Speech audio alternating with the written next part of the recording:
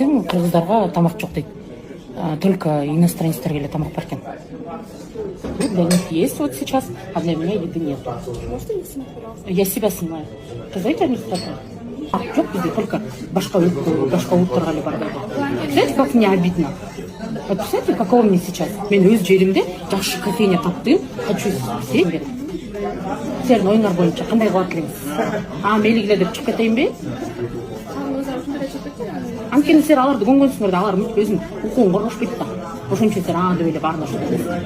Эмнеге кыргыз элим өзүнүн жеринде кафеге келип таза жерден тамак жей албайт?